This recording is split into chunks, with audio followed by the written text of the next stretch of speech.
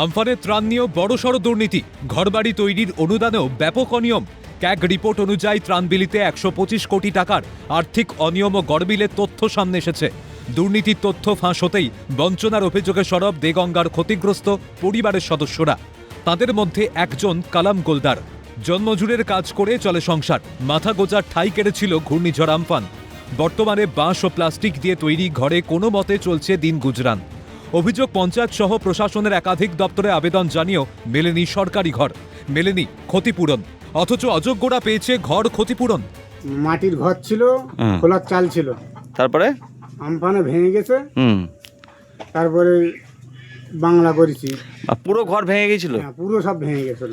এই যে আপনি ক্ষতিপূরণের জন্য কত আবেদন করেছিলেন? হ্যাঁ, কোথায় কোথায় করেছিলেন? পঞ্চায়েতে করেছি, মেম্বারের কাজ করেছি, বিডিও করেছি, কিন্তু ক্ষতিপূরণ পান? পাইনি। আর যে না পাওয়া সে পেয়েছে, আমি পাইনি। আবেদন করেও পাননি? না। তাহলে এখন কিভাবে বাস করেন? এখন এই বাংলায় থাকি। কিভাবে করেছেন ঘরটা? এই বাঁশ দিয়ে, জড়ি দিয়ে, বাঁশ দিয়ে, পেপার দিয়ে? বাঁশ দিয়ে, পেপার দিয়ে থাকি। কি কাজ করেন আপনি? আমি জন্মদিন। আপনাদের কি কি ক্ষতি হয়েছিল ঝড়ে? আমার ওই বাসঘর ঘরে, বাসঘর, হ্যাঁ একটা রান্নাঘর, এগুলো সব পড়ে গেছে পুরো। আবেদন করেছিলেন ক্ষতিপূরণের জন্য? হ্যাঁ করেছিলাম, আমি বিজাবি জমা দিয়েছিলাম, কিন্তু আমার হয়নি। আমফানের ক্ষত রয়ে গিয়েছে ক্ষতিগ্রস্তদের মনে। সাদ্দাম হোসেনের অভিযোগ, ব্যাংকের অ্যাকাউন্ট নম্বর সহ যাবতীয় তথ্য জমা নিয়েছিলেন পঞ্চায়েত সদস্য, অথচ তিনি নাকি কোনো ক্ষতিপূরণই পাননি। এখন তিনি চাইছেন গোটা বিষয়টা তদন্ত করে দেখা হোক এবং প্রকৃত ক্ষতিগ্রস্তরা যেন তাদের প্রাপ্য টাকা পায় সেই ব্যবস্থা করা হোক। মেম্বার বলেছিল যে তুমি ছবি দাও, কাগজ দাও। আমার মূলত অ্যাকাউন্ট নম্বরও নিয়েছিল, বললো তোমাদের সব অ্যাকাউন্টে পয়সাগুলো ঢুকবে। আমার কোনো ইনকামারই হয়নি, কিংবা বিডি অফিস থেকে আমাকে ডাকাও হয়নি। আমার এত বড় ক্ষতি হলো। তদন্ত করে যে তারা পেয়েছে কিনা পায়নি, এটা তদন্ত হয়ে আমাদের যারা ক্ষতিগ্রস্ত তাদের পয়সাগুলো দেওয়া হোক। আমফানের দুর্যোগের টাকা আমরা কিছু পাইনি, পেলো কারা? যারা টিএমসি করতো, যারা নেতা নাক্ষুরি আছে, তারাই পেয়েছে আমফানের টাকা, আমরা কিছুই পাইনি।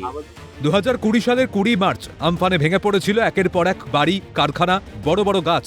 ভেসে গিয়েছিল বিঘার পর বিঘা চাষের জমি। সেই সময় বিপর্যস্ত এলাকা পরিদর্শন করে কোটি কোটি টাকার ক্ষতিপূরণ ঘোষণা করেন প্রধানমন্ত্রী নরেন্দ্র মোদী।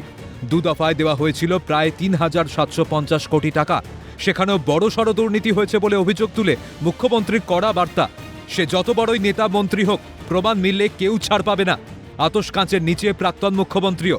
মাননীয় প্রধানমন্ত্রী নরেন্দ্র মোদীজি তিনি আমফানের সময় 2 দফাতে 3750 কোটি টাকা দিয়েছিলেন এবং আমফানে বড় দুর্নীতি হয় এবং যেখানে যেখানে দুর্নীতির প্রামাণ্য ক্যাগ ধরবে আমরা মহামান্য রাজ্যপালের কাছে সুপারিশ করব, তিনি মুখ্যমন্ত্রী হন, মন্ত্রী হন আর যে যত বড় নেতাই হন, তার বিরুদ্ধে এফআইআর করার জন্য আমরা রাজ্যপালের কাছে সুপারিশ করব। ক্ষতিগ্রস্ত সাফ জানান, ক্ষতিপূরণের নামে হয়েছে স্বজন পোষণ, টাকা ঢুকেছে তৃণমূল নেতাদের পকেটে। এই অভিযোগ সামনে আসতেই কড়া পদক্ষেপের আশ্বাস পঞ্চায়েত মন্ত্রীর। দুর্নীতি হয়েছে আর সমস্ত দুর্নীতি তদন্ত হবে, সে যে যুক্ত হবে তার বিরুদ্ধে ব্যবস্থা হবে। তৃণমূলের জমানায় দুর্নীতির আঁতুড়ঘরে পরিণত হয়েছিল পঞ্চায়েতগুলো। প্রকৃত উপভোক্তাদের বঞ্চিত করে দলীয় কর্মী ও পরিচিতদের সুবিধা পাইয়ে দেওয়ার অভিযোগ উঠতেই কড়া হাতে দমনের চেষ্টা পঞ্চায়েত মন্ত্রীর। প্রধানদের হাত থেকে কেড়ে নেওয়া হয়েছে আর্থিক ক্ষমতা। পঞ্চায়েত আইনে সংশোধন আনা হয়েছে। জট ছাড়াতে বিজেপি সরকারের আগামী পদক্ষেপ কি হয়, বা কেঁচো খুঁড়তে কেউটে বেরিয়ে আসে কিনা, সেটাই দেখার। পঙ্কজ বিশ্বাসের রিপোর্ট, ক্যালকাটা নিউজ।